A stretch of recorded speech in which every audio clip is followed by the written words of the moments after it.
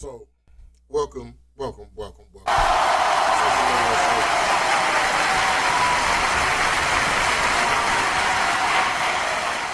now tuned into the Laylo Show. Make sure you hit that like button, subscribe, and the notification button. I'm going to be dropping stuff back to back.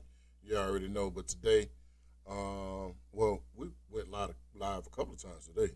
So y'all go check out the old videos. But anyway, let's get into this Tim Walz family endorsing Donald Trump. So the word is that Tim Walz family from Nebraska, they don't rock with Tim Walz. The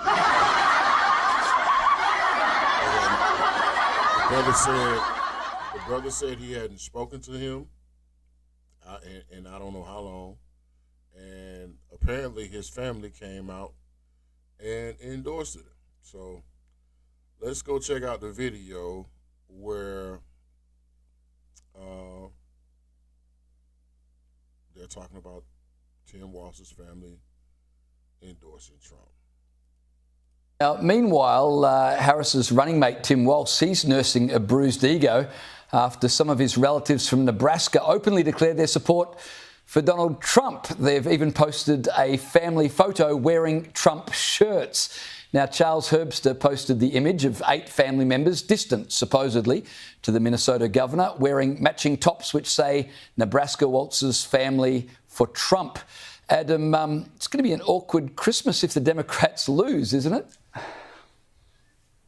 Yeah, certainly. That is very embarrassing. Indeed, the photo was so embarrassing, people thought that it might have been fake, but it is apparently real. What's funny about that is most of the media over here is all over the nieces and nephews of Donald Trump, who, of course, hate him. They're always saying that. But so far, they haven't been all over this photo, so they should be. And actually, it's worth pointing out, it's not just the Walzes. It's also Barack Obama's his older half-brother has also been tweeting that he'll be supporting Trump. So a few issues with family members on the campaign. What do they say? You can't choose your family.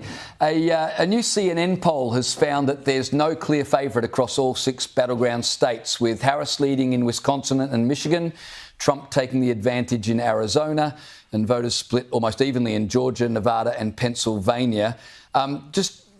There's lots of polls saying all sorts of things. What's your read on the situation as it currently stands?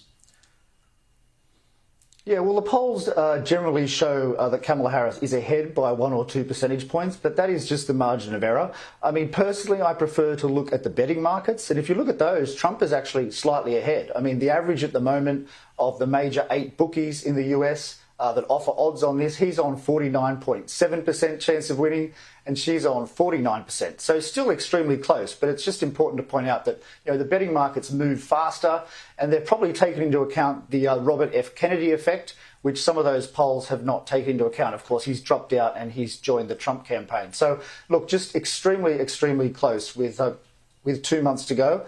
I mean, it's really all down, I think, at this point to the debate on Tuesday night next week. That's going to be such an important event for both candidates.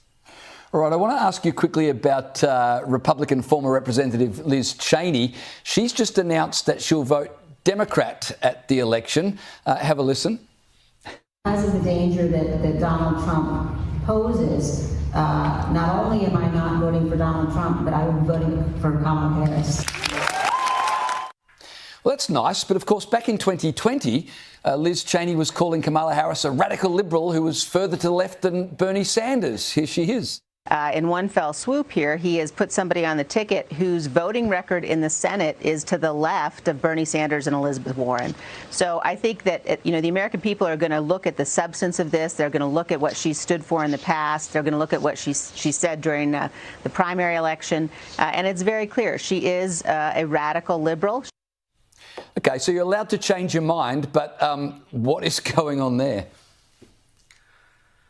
Well, she's probably auditioning for a cabinet spot, actually, I would say, if Kamala Harris wins. I mean, the Vice President said recently that she would have a Republican in her cabinet, and I think Liz Cheney would be the perfect option for her. She's hated Trump for a very, very long time, so it was really no surprise that she's come out against him, and I don't think it's going to make any difference at all to the votes. Adam, we've got about 30 seconds left. I just want to get one final thought. Obviously, the next big event is the debate. What have each candidate got to win and lose from that debate, just in 30 seconds? Well, look, I think all the pressure is going to be on Donald Trump there, because the media is going to be very inclined here to say that he lost. So he really has to put in a sterling performance. He can't be too rude, but he can't be too soft. So I think he'd be very anxious about it. So, look, I think we're all going to be watching. It's going to be extraordinary TV. It is absolutely going to be must-watch television. Adam Crichton, thanks so much for your time. It's always an absolute pleasure to speak with you. Must-see TV. Let's see. The debate. When is the debate? Let's see. When is the debate? Thank you all. It is great to be in De Pere, Wisconsin. When is the debate? Let's go look up the debate. The debate is coming soon.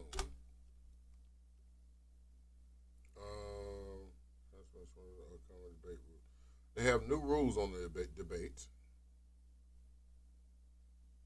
Let's see what they're talking about here with the debate.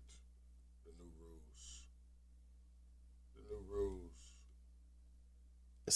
Is one that I haven't heard from. Elections. Speaking of persuading voters, the former president is making a new case. Is one that I haven't heard from. He's telling the American people, look, you may not like my personality. You may not like everything about me, but one thing you can admit is life was better. And you don't have, you can't afford to vote for Kamala Harris. So this is the former president. Last night was Sean Hannity. You can't take the chance. You have no choice. You've got to vote for me. You've got to vote for me. You got to. Even if you don't like me, you know. No, but even if you don't like me, you can sit there and say, I can't stand that guy, but there's no way I'm going to vote for her. No, you have to have fracking. You know, you're the biggest in the country for this. You have two of the biggest sites in the world. It's a massive business for Pennsylvania, and you can't take a chance. She will not allow fracking. It's still about the forgotten man and the forgotten woman. The people are being treated horribly in this country. We're a country that's being laughed at all over the world. And I'll be honest, if Joe Biden would be a great president, I would be happier than being the worst president in the history of our country, because I want to see what's good for. Okay, make sure, we're going to stop for a second. Please make sure you hit the like button, subscribe button, and the notification button. Trying to get back into the algorithms. You know I've been on hiatus. Help me out. Let's get this money. For the country. Wide-ranging. Yes. Oh, he covered a lot of territory. Obviously, he's also thinking about the debate, which is going to take place just in about a week. It's going to be on September the 10th. And Kamala Harris is heading to Pittsburgh to so-called debate camp, where she's going to be hunkered down. It's going to be televised by ABC and then simulcast as well. And we had heard that she was trying to make sure that all the mics were open. Yes. Ultimately, they decided both sides the mics would be muted. So these are the ground rules, essentially. The microphones will be muted except when the candidate who's speaking is speaking, and immediately then it goes off. No live audience to cheer for either side. There will be a pen, paper, and a bottle of water at the lectern. You can't take notes. There will be 2-minute answers to pre-written questions. notes, but you can take notes on the fly. Yeah, sure, but you can't take any in. 2-minute rebuttals and a 1-minute extra minute for follow-ups, clarifications, or responses. So pretty much what we have seen in the past. So Politico was reporting, because we know Kamala wanted the open mics. They are reporting that her debate team has been an upheaval because they haven't gotten that. Karen Dunn, who's in charge of debate prep, is being described as morose because she wants to have this Kavanaugh-like moment where she's prosecuting the case. She did it to Mike Pence. Let me speak. But there may be some nuance to the rules. Yes, I'm speaking. MJ Lee of CNN says this. There have been some assurances offered to the Harris campaign about how the network would handle any moments of significant crosstalk. So the mics are muted, but who's the muter? Who's doing the muting? Because that guy's got a lot of power if he is giving assurances about crosstalk. It could be a woman. Could be a woman. Just saying. Oh, I guess I'm biased. Women can shut you down, too. They can. I would say a couple of things. I remember last time that they did bring up the mic sometime in crosstalk. You'd hear a couple of words from the other candidate, and then the mic would go up. So there'll be that moment, I'm sure, of unscriptedness. The other thing was it's going to be, if we can put up those rules one more time, the ABC debate, where I think it's going to be key for the follow-ups. It's going to be the 2-minute rebuttal and extra clarification.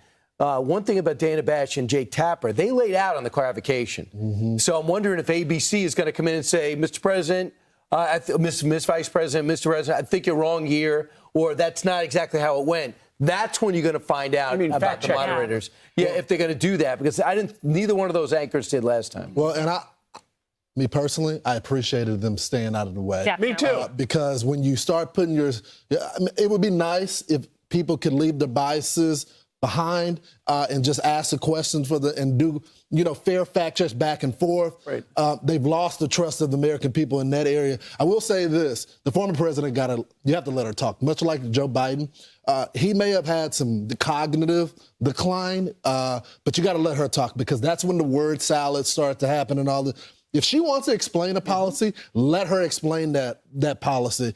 And much like the current president, he didn't use a lot of his time. There was moments in that debate, they're like, Mr. President, you still got 90 seconds. That's where I loved what he did yesterday in the town hall when he was self-deprecating. You may not like me. You may hate me. That's right. But I have the best policy for our country. He can do that with Kamala Harris. Yep. Right. Yeah, I don't say everything right, Kamala, but you have failed our country. That's People right. are poor because of you. People are in trouble. Suburban moms across this country are hurting because of you and Joe Biden. It's so much harder being Trump, because you have to go against, am I going against Kamala Harris, the senator, the AG, the vice president, or the new Kamala Harris, who doesn't say anything? How exciting. Anonymous You surrogates. never know who's going to show up. Yeah, anonymous surrogates say she's changed the positions. So in the back of your head, you got to study for all four. Will the real Kamala please stand up? Right. There you go. So she'll be That's the standing up.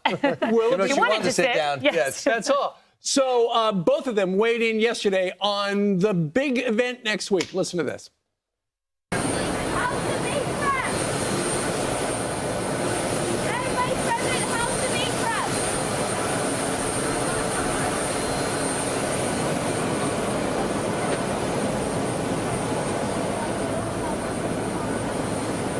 Why does she never talk to the press? Anybody answer that question? Why she never talk to the press? They wanted notes. They wanted to be seated, and they wanted your mic hot. They wanted a desk. They didn't want to do. I said, you got to do a stand-up. After they already agreed to the other. Yeah, but they wanted a desk from the beginning. You know who else wanted a desk? Sleepy Joe. He wanted it. Okay. Yeah. Sleepy Joe wanted. Yeah, so there you have it, man. As you've seen what the title says, Tim Walz family endorses Donald Trump and his team. So we got a debate coming up on the 10th, which is in 4 days. So we're just gonna see what happens, man. It's getting interesting. Me personally, I like Trump, but I think Kamala might win, and I'll tell you why in the next video. So catch the next live, man. It's the Laylo Show. Make sure you hit the like, subscribe button, and the notification button, man, so you can get these updates. I got another live coming to you next. All right, pull